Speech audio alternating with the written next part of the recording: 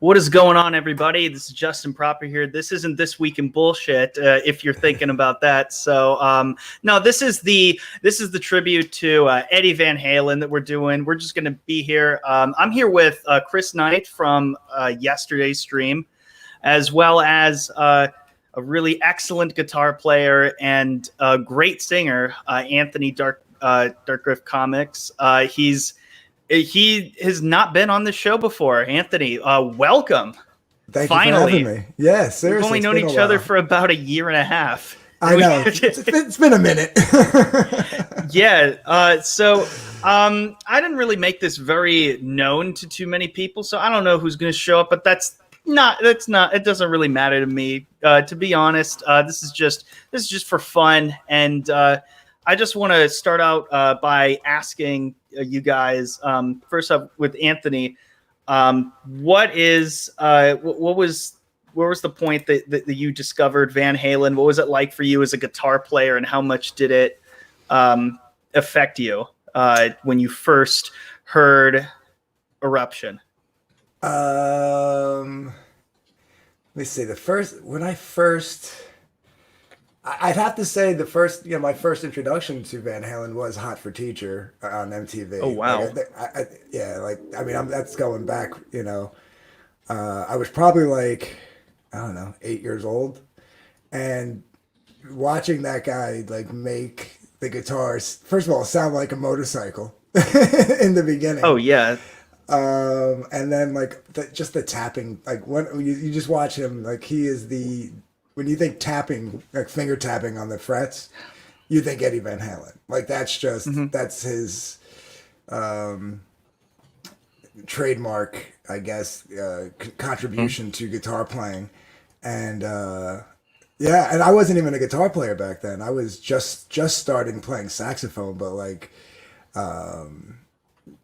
it was definitely something that stuck in the back of my head for when I finally did pick up the guitar. I was you can't, by that time, I think they had gotten rid of David and they brought on Sammy. So there was, For Unlawful Carnal Knowledge was out. And the Fuck album. Yeah. And, Right Now is one of my favorites. I mean, just not one of his more flashy guitar playing songs, but definitely one of his more I think song building songs as far as his chord progressions and writing style and effects and stuff. He didn't go for the raw sound on that album. He went for more of a melodic sound. So yeah. What about you, Chris? What was the first time you've ever heard of Van Halen? It was off of Van Halen 1. And I think I said this the other day real quick I remember my uncle putting the record on and that the beginning of Eruption. And like I said there, in my mind, I'm thinking, what is this noise? And I didn't mean that disrespectfully. I meant it was amazing the way he made it sound. It wasn't, he was my first exposure to what a rock guitarist was, or what a guitarist was, because the one thing about Eddie Van Halen, and I think I maybe said this on your stream, maybe I said it on one of my streams, that I'll be honest, he's not the greatest rock guitarist ever, but what he holds is you will never hear another great guitarist play solos that have been heard in so many places, because he has more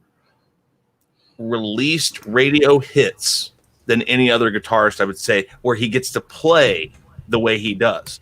I mean, Eric Clapton's got a lot of hits and stuff like that, but if you really want to hear Eric Clapton play like Eric Clapton can play, you got to go find the deep cuts. You got to go and find his albums. You got to go and listen to the stuff he doesn't release.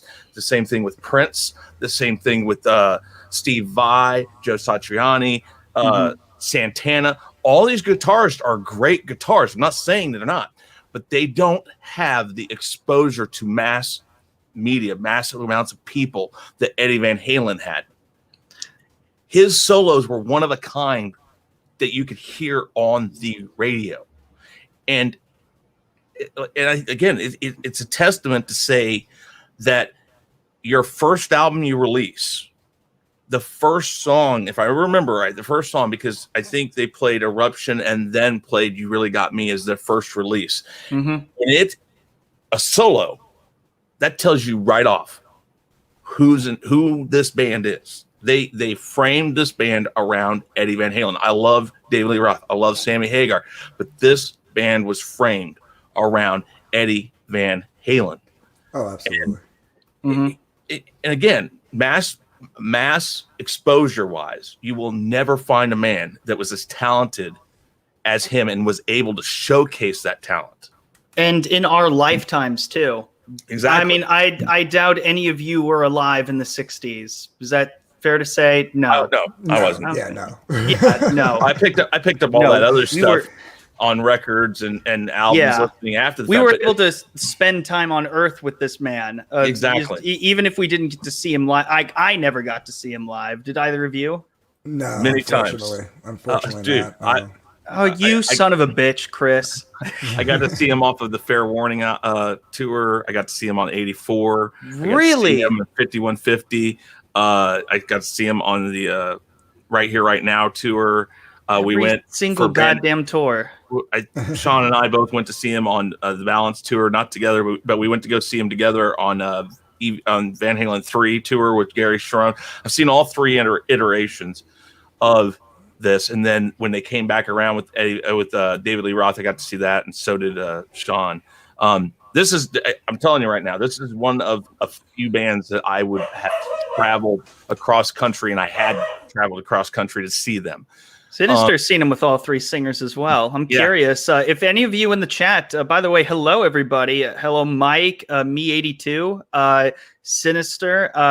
Earlier we had Angry Vader, Alex McCarthy. Dude, yeah, howdy, Justin. Van Halen is one of my favorite bands, and the last concert I went to, must have been a while since you've been to a concert. I mean, anything after that, it must have topped that. I even got to see them. They went to Whiskey Go Go, I think, for their 30th anniversary of their first show there, I think. And I happened to be in LA, and I got tickets to that. Right What's there. Up, Force Ghost Jeremy? So you were able to go there? That's pretty cool. Like I said, there's a few bands that I have made a pilgrimage of mine, and Van Halen is one of those. Me82 said he's one of those guys where even if you didn't actually listen to his music, you're going to know it. You're going to know who he is. It's iconic and pillar defining advancing rock in so many ways. Hey, thanks, Rob, for stopping by. Appreciate that. Yes, Runner, indeed, smash the like button and appreciate that. Jedi Purge is here. What is up? Hello. So everybody in the chat, feel free to tell any stories that you have with Van Halen or Eddie Van Halen specifically, what you liked. If you've seen them live, feel free to, express that, tell us about your experiences. We would love to read them here just in full detail. Unfortunately, I was never able to see Van Halen live. What really sucked is I've missed pretty much every single opportunity I could have, which was like 3 or 4 times. I'm a younger guy. I was like born at the tail end of Sammy's run with the band, so I didn't get very much time to even know who they were, and they were in that drought, when I was like just growing up. But when I didn't even know who they were until after Sammy had left again. So what happened was, like, when David Lee Roth reunited with them, that's when I discovered them. There was a little before that, and I was like, it was like front page news in like the Columbus Dispatch, and I was like, Mom, Dad, we should go, like, please. Like, honestly, like, if I was like 5 years older, I would have been like going to all of these concerts. Unfortunately, I was born when I was, so I was not able to just say, sorry, Mom and Dad, I'm going to use my money to like go to the concerts I wanted to, which I did when I was older, but I missed out in like 2008, that like huge resurgence of like AC/DC has a new album. The next year, Van Halen has a new album. Guns N' Roses have a new album. Kind of missed that kind of wave of, you know, rock appreciation, or at least classic rock appreciation that sort of came back. I don't know if you guys kind of remember that time, but for me, it was kind of, it was very surreal. Alex McCarthy saw Van Halen in 2012 and Chickenfoot in 2009. Oh yeah, dude, that counts. Chickenfoot, I love Chickenfoot, man. And you know, I'm sorry. I love the albums too. They're so good, especially that first one. That kicked ass. You know, and I don't know how it is for Anthony, but I grew up with David Lee Roth, and we've had Anthony and I've been on a string together talking about this. I'm a David Lee Roth guy through and through. That is Van Halen. They were raw, they were untamed, and it was like nothing else when they came out. And then Sammy came around, and like I tell people, I don't hate Sammy Hagar's Van Halen. I love it too. It's great stuff. But what's funny is Eddie reinvented himself and went it changed. It changed from this gritty, heavy, just straight up in your face rock and became something where it's still rock, but it was like light. And I don't want to say happy. It's not light either. It's just it was airy, it was fun. It was lighthearted, fun. Like the David Lee Roth era definitely was fun. And then Sammy Hagar comes and he does all the ballads like "I Love You" and bullshit like that. No, but David Lee Roth never did that. It was the music was more. I think when we were discussing it, Chris, I said that was like a maturing period. I think it was more produced. It was more had a more produced sound. Where I mean, his guitar sound itself is his guitar sound through every album. Like the one gentleman said, when you hear it, even if you don't listen to them, you know it. Like when a new Van Halen song came out there in the 80s and 90s, like even if you didn't know, like there was a new song out, the minute you heard the guitar, you're like, is this Van Halen? Yeah. Is this Van Halen? Is this a new Van Halen song? Like, you knew. Yeah. But like it was definitely more like the first 3 albums were definitely more like a raw, like almost like they popped in like a 4-track DOS tape, to record it, and then like the Hagar years, it was like they were in a studio doing all like digital and running everything through channels and stuff. It was definitely a different sound, even though his guitar sound stayed the same. The music overall was more produced. The best mix of what you would call and pardon the pun, the best of both worlds as far as Van Halen belongs to Sammy, because I think the For Unlawful Carnal Knowledge album is the closest to Sammy's Van Halen and David's Van Halen. It's like Eddie went back kind of the way things were when they were doing the early stuff, and yet it still had Sammy's touch to it. And like run around and things like that, Pound Cake. In fact, Pound Cake, think about it. He uses a drill at the beginning, and that was kind of going back to that fun, old school Van Halen vibe. Yet Sammy's still there to give it that new twist to it. And then when they did Balance, it kind of went back to that produced side of it.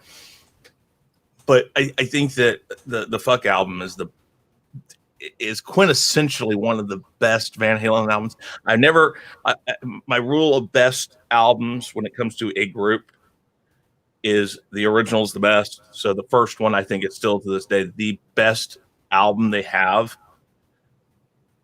Not because it flat out is the best. It just I think that's where they made their mark and how they made who they became. And then there are a lot of bands have a really good, solid first album. I mean, you think about Van Halen, you think about Boston, Guns N' Roses. I'll even throw in AC/DC in there. They had one thing and then they've stuck with it ever since. Everyone just sort of has that.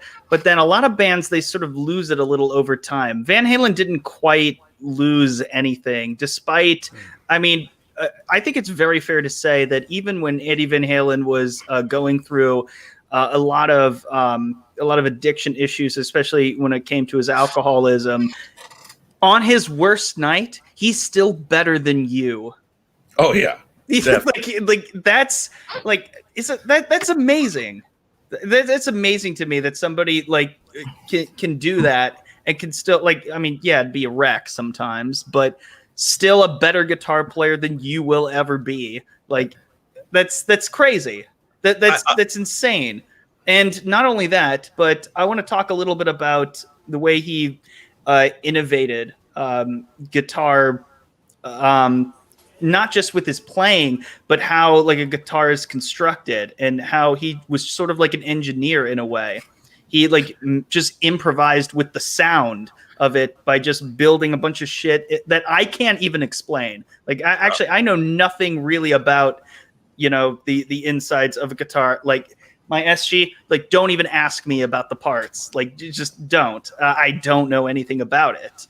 But he was able to just do a bunch of ridiculous shit to it. And at first he was kind of correct me if I'm wrong. He was very secretive about it. I remember Randy Rhoads, or at least a friend of his, wrote a book or something where Randy was like went up to him and he was like, "Hey, what are your secrets? Like how do you get that sound?" He's like, "I'm not telling you. I'm not telling you." And it's not because and people thought that Eddie Van Halen must be an asshole. Furthest thing from it. He can't afford. As he has said, like there's like an hour long sort of I don't know a video where he's being interviewed by someone and it's like he's being interviewed about his entire life, and it's sort of not quite like a town hall. It had some lady that was interviewing him. It's like at a college or something, isn't it? It's something. It was almost like a TED he's Talk. done several, but yeah, no, I know. But that's the most well-known one. Mm-hmm. I think the reason why, correct me if I'm wrong, is because, this guy's an immigrant, literally came here on a fucking boat. And he just, for some reason, just, was very protective because he was poor. He was broke and he had to do anything that he could to try to innovate. Mm-hmm. So I just wanted to ask, starting with Anthony, where would we be without Eddie Van Halen as an innovator in terms of the technology that he was able to bring to guitars and how they are made themselves? I mean, because of him and guys like Randy Rhoads and stuff, I mean, if it wasn't for them, tuning locks would never be a thing. God, yeah. Yeah, mine don't work anymore, unfortunately.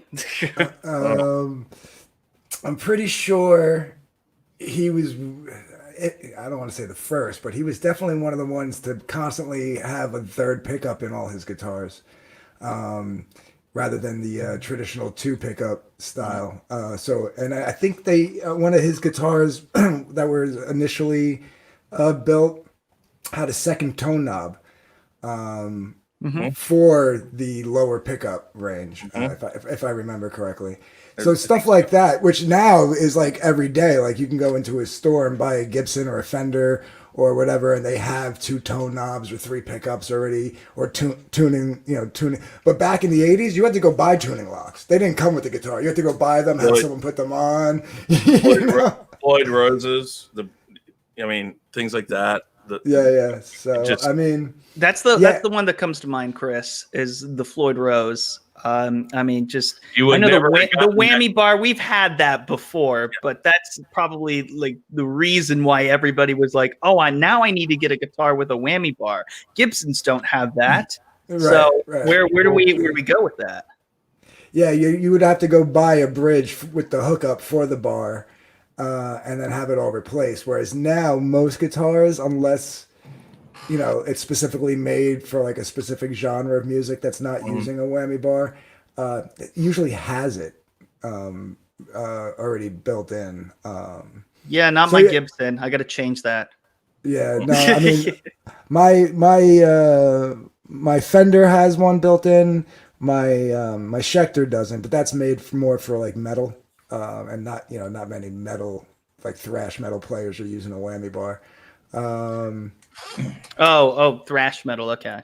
Yeah. I was gonna say like, it's made for metal. perfect sense that it doesn't have a whammy bar. Yeah. Well, yeah, like, what? We're talking about like death metal, speed metal. It's like that type of like it was Oh, it was yeah. definitely made for that. You're not really. I mean, some guys. I'm not going to say not to go totally off topic, but I'm not going to say some guys in that genre don't use it. But for the most part, it's more about your speed and not your bends and your intonations and stuff. Right. Like the whammy bar doesn't just make a guitar player. I mean, like No. you can just, all you need like really is just to, be able to, pluck a string, find the harmonic, and then you can, do like a Dimebag Darrell squeal. Dimebag Darrell is another one. I can't believe that, like he is was gone great with us too.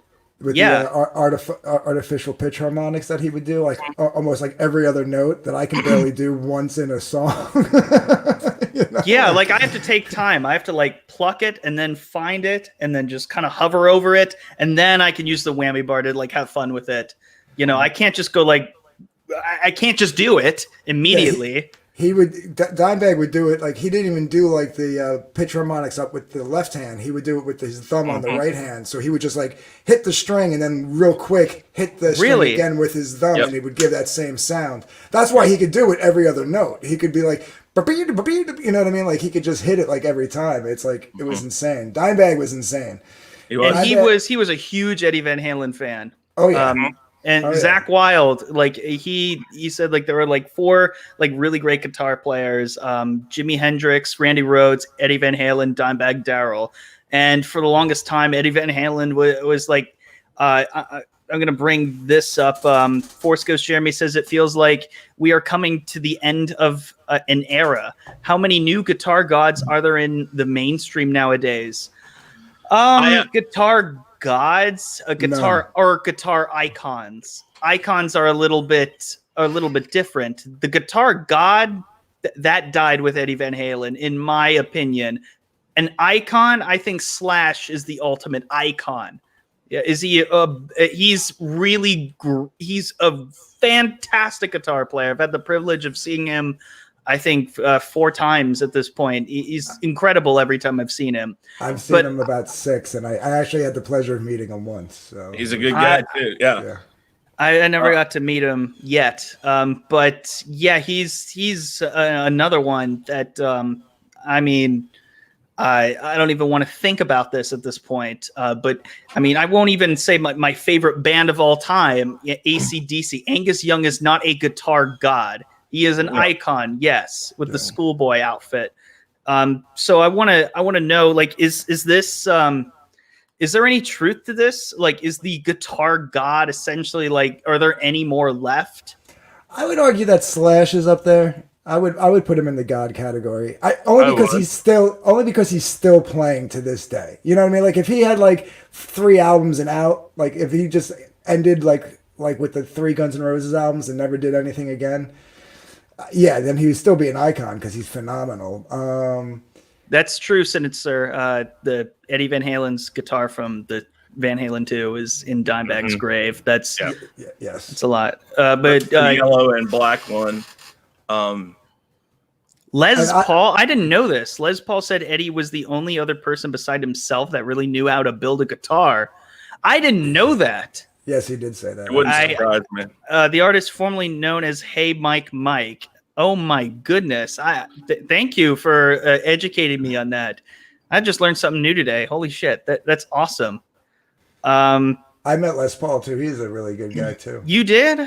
Yeah. He used to play up until like the week that he died. He was still playing in Manhattan every Monday night at a little jazz club called Club Iridium. In New York? In New York, and he did an 8:00 show and a 10:00 show. And if you went to the 10:00 show, afterwards he'd come out, sit down, drinking O'Doul's, and you can go up and get stuff. The non-alcoholic beer. I mean, the guy was in his 90s. Yeah, that's crazy. He still drink alcoholic beer, non-alcoholic beer. Like he just liked the taste, unironically. Yeah. So I got an album signed, and me and my girlfriend at the time sat down with him and got a picture taken. And then the next guy after me put his guitar up on the table to get it signed, and knocked over his O'Doul's, and like.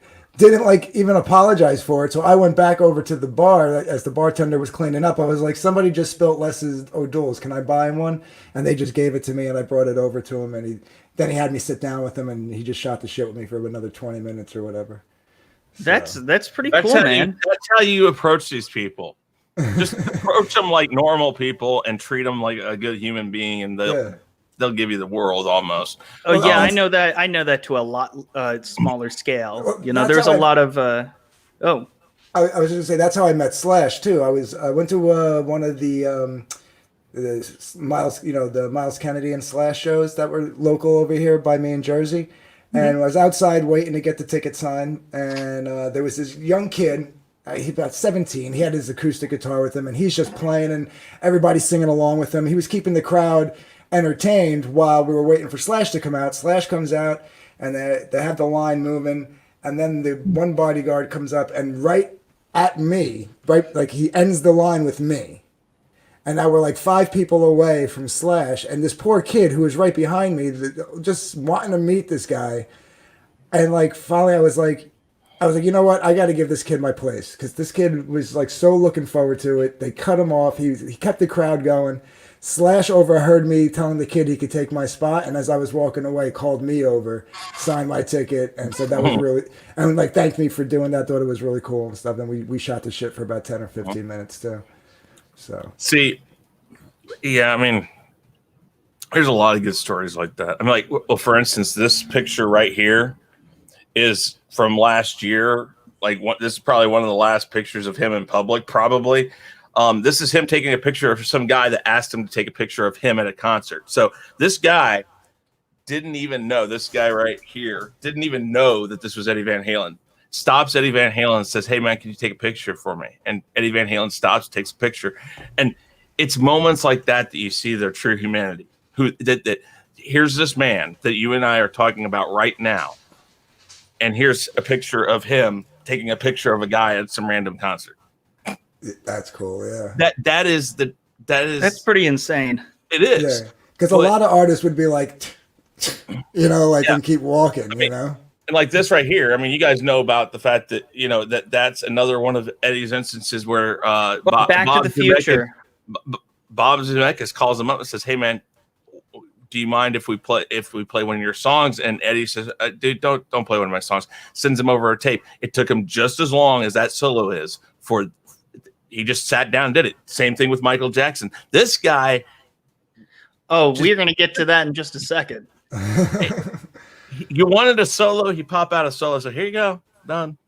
I mean, he walked into the studio with Michael Jackson and just did it.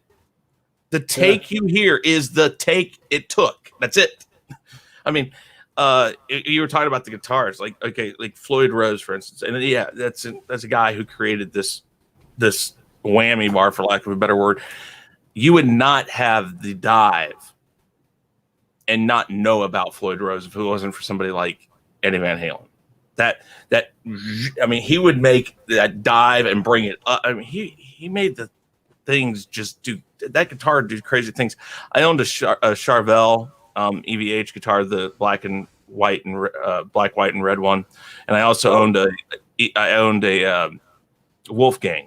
A black Wolfgang at one time. One of my guitar teachers. I actually texted him maybe the night of, when Eddie passed, or the day, or the morning after. I don't remember which. But he was my first grade teacher, and he was the first person that I really saw with the guitar, and it was like that moment, with him. With my first grade teacher, when he played the guitar, I was like, that's really cool. He taught us lessons from just, singing like how many days are in a month or something, like 30 days are in September, April, June, and November. Like, that's pretty cool. That's a great way of teaching. Not only that, he also, was a puppeteer. So he did that. So that's why I love the Muppets a lot.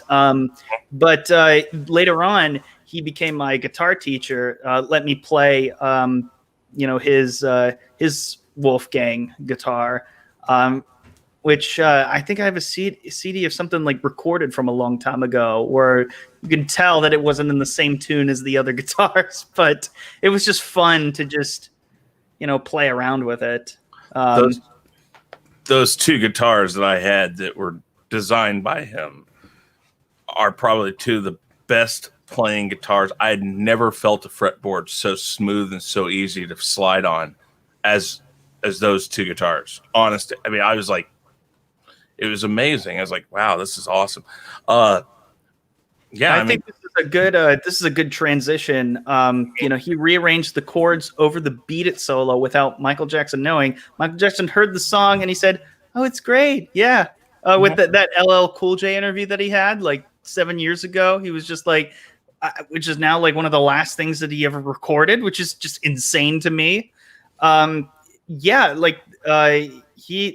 Anybody who, even if you haven't heard of Van Halen, you've heard his music. You've heard his guitar playing with Beat It, because there isn't anybody on this earth who hasn't heard of Beat It. Beat It. Right. Yep. Okay, let's put it this way. Beat It, a #1 single on the best-selling album of all time. Back to the Future was #1 in theaters the year it came out. His music's in that. Twister was #1 in theaters. His music is on that. I mean, you go down the line, and it's like, it doesn't matter if you, and I think, was it you, Anthony, or was it you, Justin, that said you didn't have to listen to his music. You knew who he was. Yeah. Oh, that was a comment in the chat that I referenced him on something I was saying. But yeah. Oh, okay, yeah. Oh, where was that? You highlighted it before. Yeah. It was up a bit. It was no, up farther. No. Hold on, I'll find it. It was me 82 SJM. He's one of those guys where even if you didn't actually listen to his music, you're gonna know it. It's iconic and pillar defining. Exactly. Yeah. Oh, that one. Okay. Yeah. But yeah, I mean, man, I don't know. You could hear all sorts of stories. Playing and never even knew it until now. What? Forrest Ghost Jeremy said a while ago. I don't know if he's still here. Not that one. Most people have heard his playing and never even knew it was him until now. A lot of people in my school, I remember the time when, a time where it was not cool to like Michael Jackson, especially when you were underage. It was not okay. It was not okay. It just wasn't. With Michael when Michael was Michael and everybody loved him, and then as soon as people started hating him, I was like, you know what? I still like the guy. I don't believe it. I had to listen to Beat It in secret. That was the first one that I heard, and I liked it because of the guitar playing. Well, and again, here's the thing, like me from Back to the Future Part 2. I was like, that's a cool song. Well, little did I know he was in Back to the Future 1. This is he's everywhere. Fucking Eddie Van Halen. He's everywhere. But it's like incredible. Me 82 said, or wait, where is it? Maybe I think it was him. Yeah. Forrest Ghost Jeremy, who said, you may not have even known it. His style, though, once you heard it, he didn't change the way he sounded for different songs like some guitarists will do. And there's nothing wrong with changing how you play or what you play or the way you do things. But if Eddie did it, it was Eddie. His solos, you go from the solo you hear in Back to the Future to the solo you hear and Beat It to any one of his solos on any one of the Van Halen songs. I love how you almost said Eat It. The Weird Al song. Okay, but they sound. It's his sound. It's him. He didn't change he didn't change his effects. He didn't change this. He didn't change that. He played like Eddie played. I mean, and let's talk about the fact that the guy was not a trained guitarist. He taught himself, and he never knew how to read the notes of guitar music. He knew how to read piano, I think, if I remember right, because he was a pianist first and foremost. And you mentioned how he came over here on a boat. Well, that's very true. Most people don't know that the way that they paid for their way over, his family is that his dad was on the band for the boat that they came over on. And him and his brother Alex would play during the intermissions on piano. And he was the drummer in their very first band. Yes, no, they both knew how to play drums. They both knew how to play guitar. Alex was the guitar player. Yeah. Yeah. Could you imagine if we got that iteration of Van Halen? So, I mean, I don't know what life would have been like if that was the case. I mean, I'm sure Anthony knows this, but Justin, do you know why David Lee Roth was the original lead singer of Van Halen? Or actually, I think originally it was Mammoth with him in it. But do you know why he was the original lead singer? I don't know why he was the original lead singer. I know that he decided to name the band Van Halen because it was a cool name. Mm-hmm. That's not why he was the lead singer? No, he was the only person in the Valley that had a PA. They put a call out for a lead singer. That's so funny. And he's the only one that had his own PA, and they said it. They were like, we let him in because he had a PA. We needed a PA. He had a PA. He sang. I mean, Solar Acid puts it perfectly. Eddie lived the American dream, an immigrant who worked hard to achieve success. Indeed. Like that, Eddie Van Halen, yeah, he pretty much is the American dream. That's pretty fucking crazy. But forgot what were you just saying right so with the PA, that's exactly how Ozzy Osbourne was able to be the singer of Black Sabbath. I had my own PA in several bands that I was in. That was why I got in there, because I had the PA system. Well, that's kind of one of the reasons why Dave Mustaine was the lead guitar player of Metallica, because he had all the equipment. Exactly. I mean, he had all the amps. People want to know why I don't get rid of my stuff. It's because, hey, if I ever want a gig, I'll find a gig because I got the crap to do it. It's like, right, totally. You know, dude, I would love to hang and just like, I mean, like I'd never, I guess it's just kind of a coincidence that we're all guitar players here. But I play a guitar player. I'm not the. I play one on YouTube. I do have guitars. I do play, but that does not necessarily make me a guitar player. I disagree. I can get a little bit. Yeah. Okay. I'll take that. Yeah. Don't let yourself down too much. What do you think is going to be at the end of the day? Van Halen's. What was your favorite solo? Like, what's the one that you will always remember? Like, Eruption doesn't count. Yeah. No.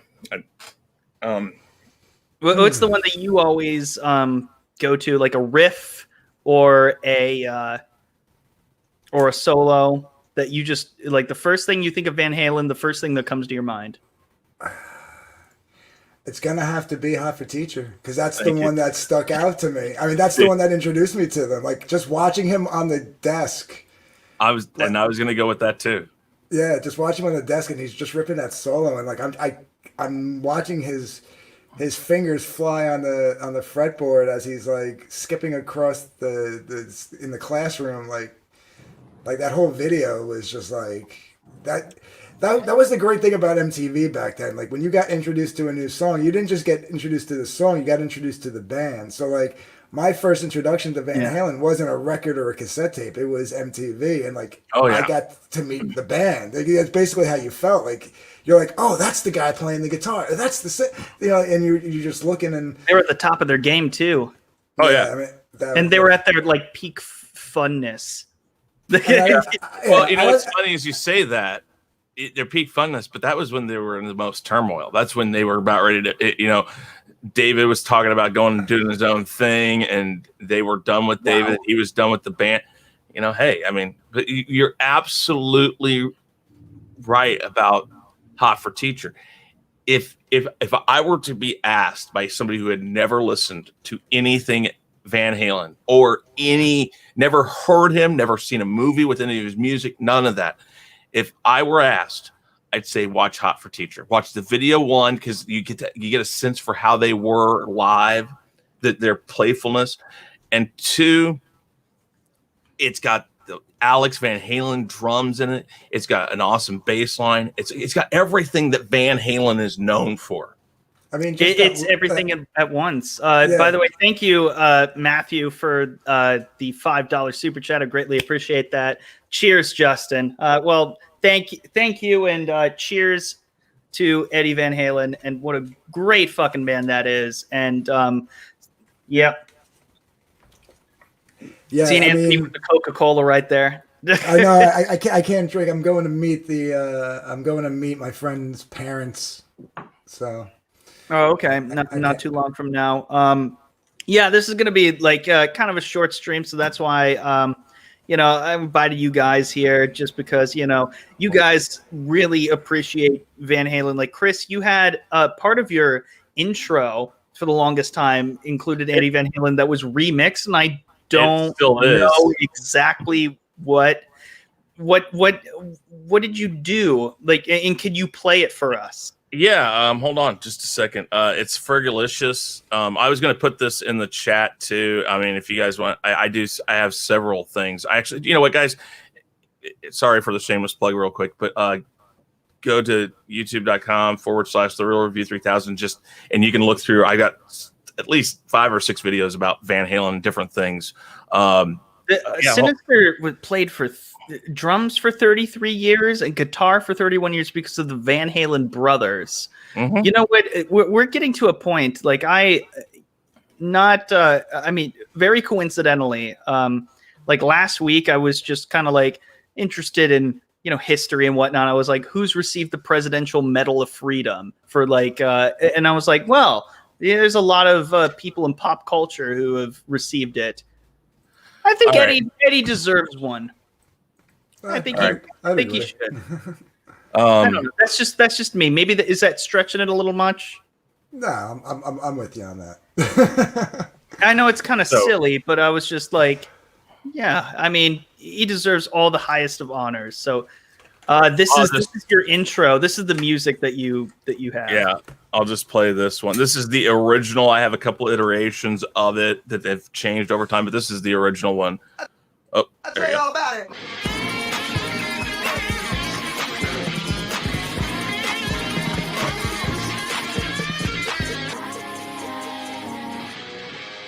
That was real good. That was money, first of all. Let's do another one. Okay. Yeah. So the Real Review 3000 flashing underneath and all that. It was. You're looking up all the guitars. That's pretty. Oh yeah, because I wish I had them still. Eddie is in the Rock and Roll Hall of Fame, Soul Assassin, with Van Halen. Yeah, that was a disaster of an induction, but Eddie Van Halen is not to blame for that. No, that was probably just as equally bad as the Guns N' Roses induction. Yeah. Well, you know what? They made up for it by reuniting, so it's all good. They did. Yeah. The Real Review. Why can't I have like a world where Guns N' Roses are together, AC/DC's all together, and Van Halen's all together? I can't, it's just frustrating. It's really frustrating. That world was the 80s. Yep. I know, and I feel like the stars didn't quite align with that. Those are my 3 favorite bands for people who don't. Well, I'm a big Beatles fan, and I got to see 3 of them live, but not together.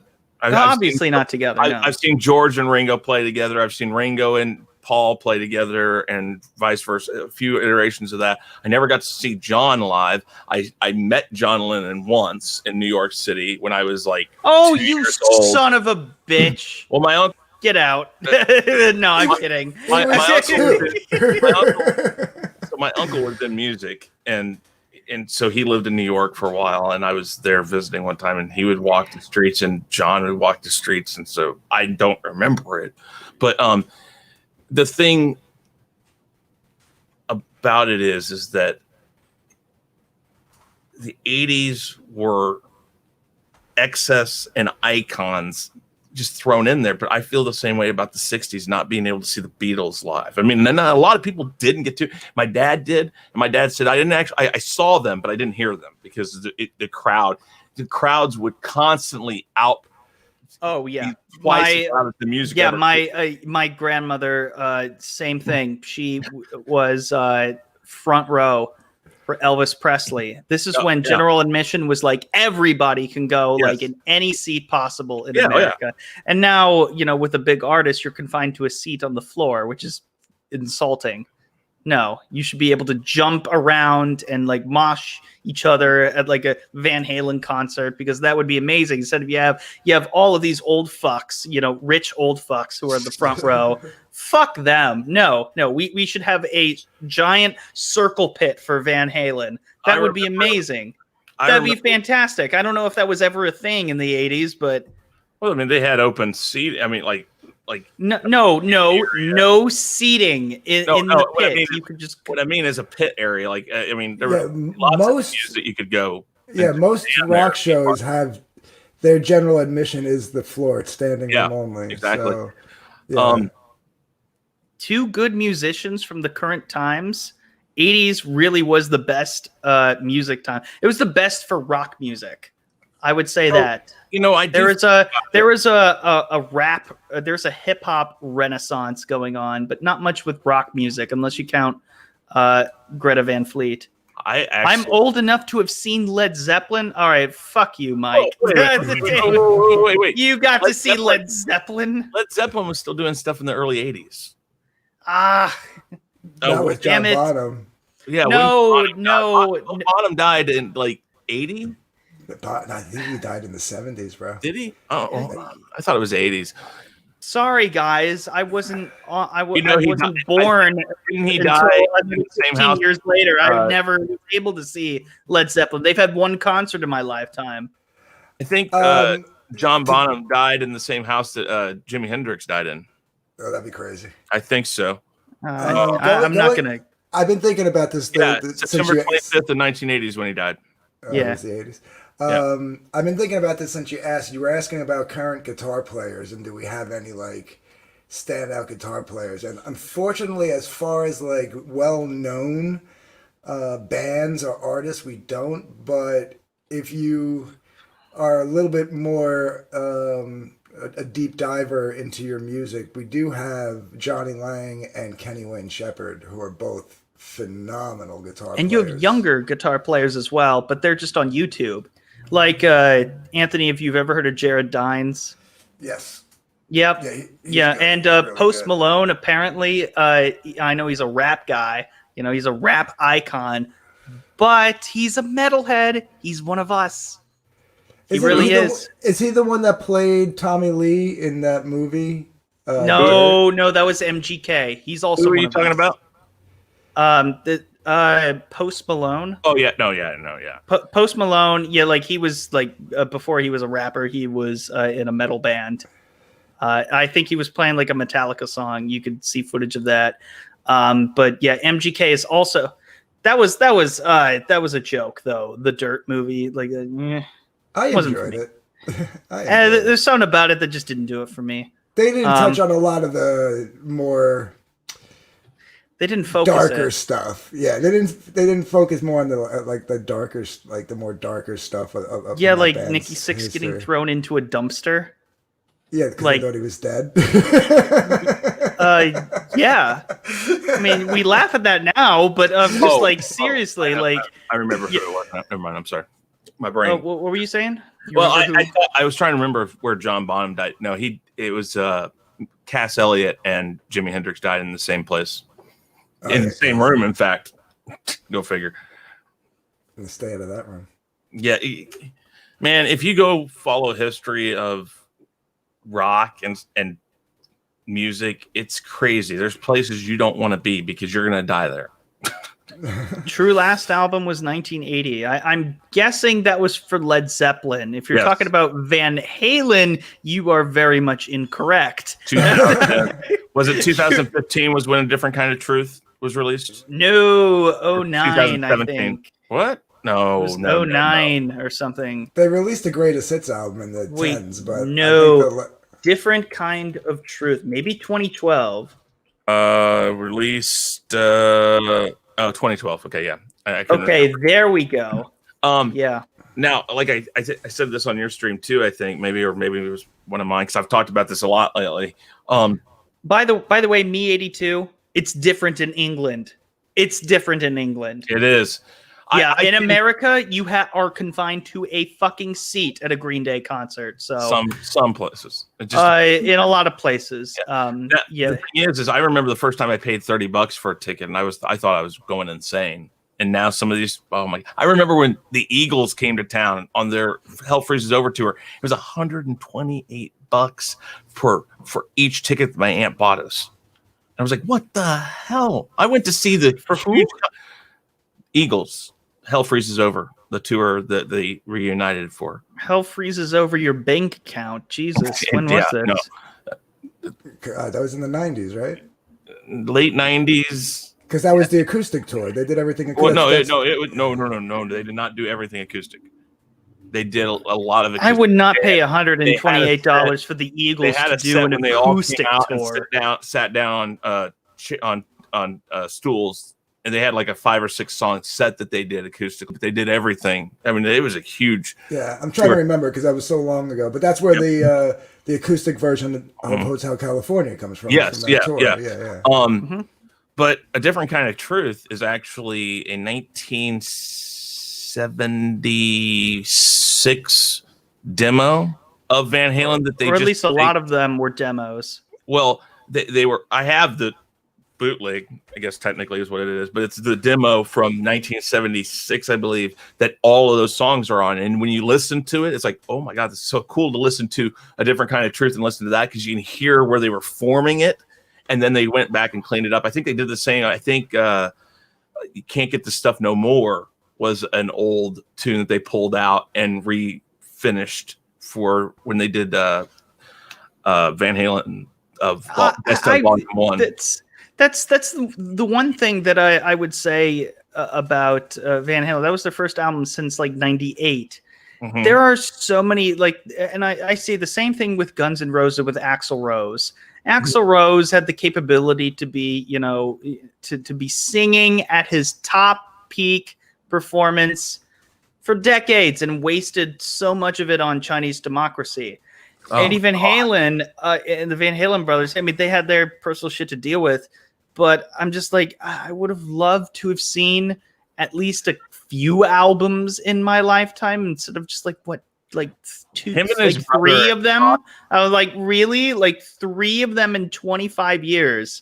Like they must be the greatest albums of all time if you are taking this long to do that. Different Kind of Truth was really good, but I'm like, I wish that there was more before, in the the 2000s. There's a whole decade with no new Van Halen music. Well, it's ridiculous. I mean, it really is. Well, but I get what you're saying, because even though basically Guns N' Roses was Velvet Revolver. And Axl was just a guy with a different story. That's why I say Chinese Democracy. I always say, great album. If you market it as an Axl Rose solo album, it's a phenomenal album. But you put Guns N' Roses on it, and it's like, eh. It's like they wouldn't have went platinum otherwise. Yeah. I hate to end it on that note, but I do have to get going. We're about to end it. You got to meet somebody up. Yeah, I got to go at the dinner. Before you go, Anthony, and before we close this, because we're hitting the 1 hour mark, which is what I was reaching for. Anthony, anything else that you want to say about Van Halen that you've never that you didn't get to say here? And also just after that, just plug whatever you got going on. As far as Van Halen goes, I think we already know they're an iconic band and they're going to have a long legacy, but I'm going to be interested to see the impact, God willing, I'm still here, in 20 years. I want to see, especially now that nothing new is going to be made. I'd like to see not much different from the last 20 years, I guess.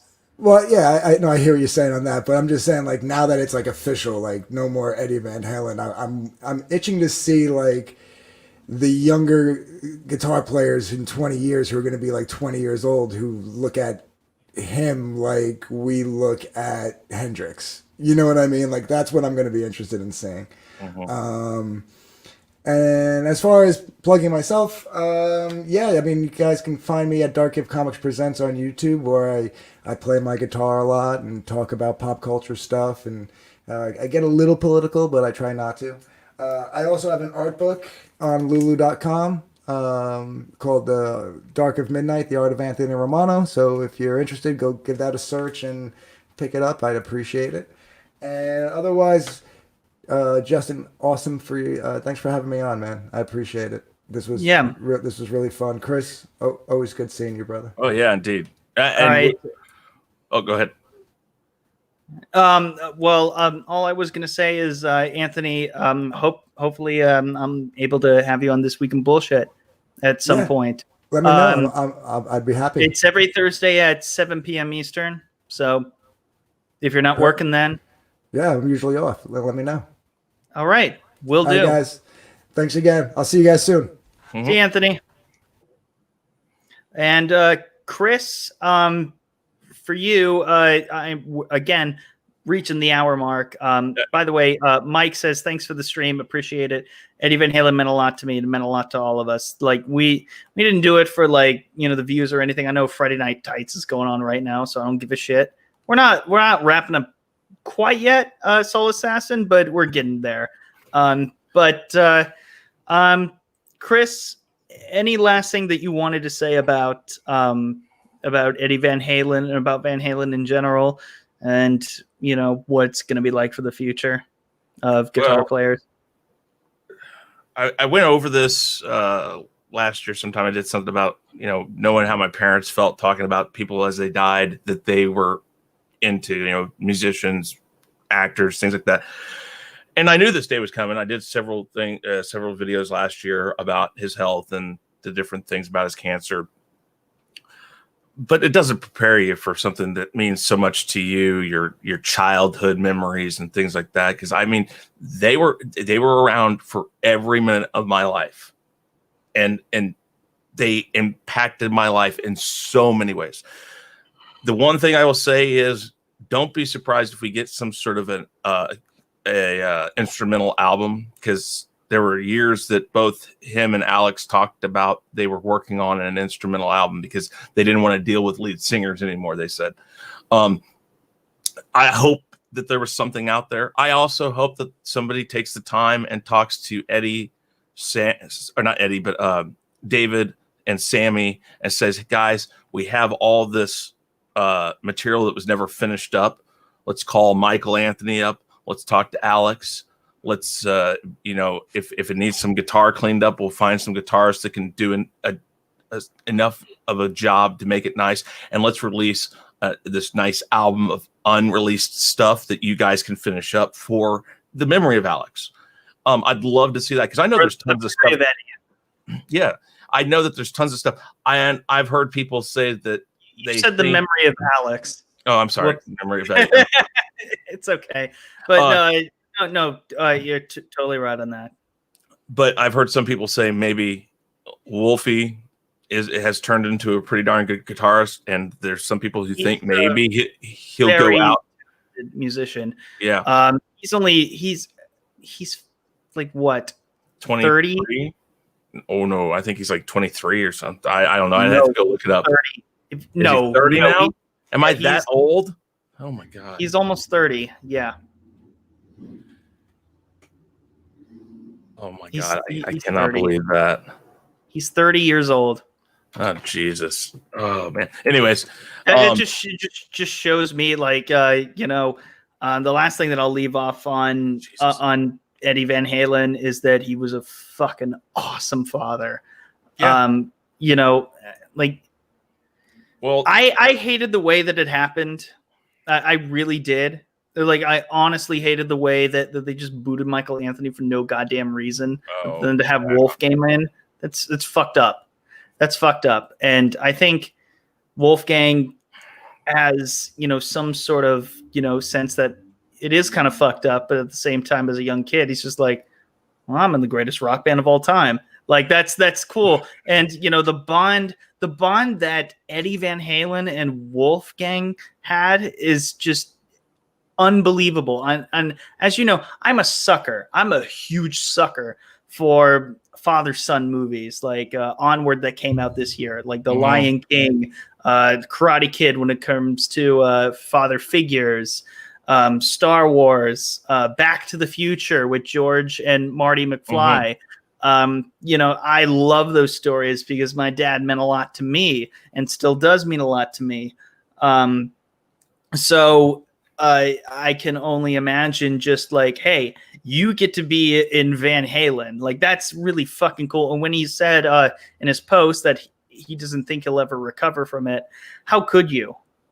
How could you, with one of the greatest dads of all time who afforded you an opportunity in music?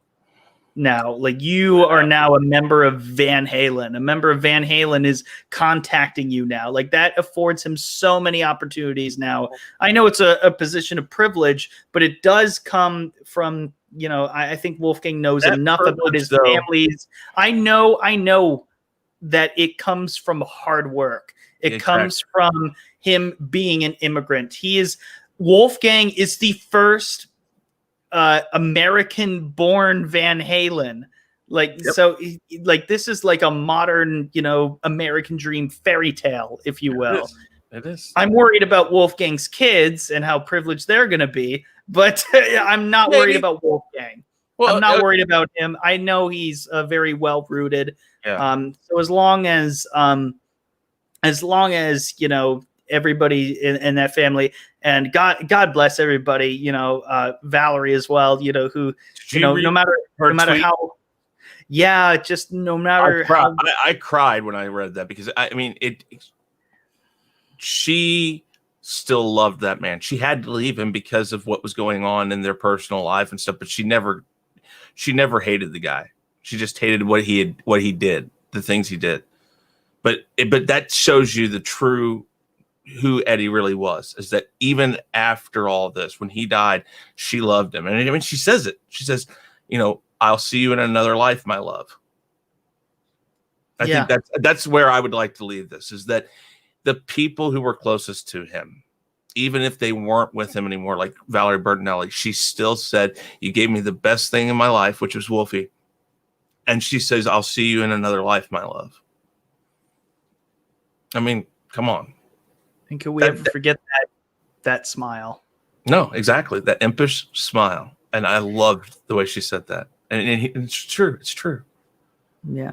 Anyways, peace and love, everybody. Rest in peace, Eddie Van Halen. And I'm glad that everybody was able to come in and pay their respects in here, which is the entire purpose of the stream.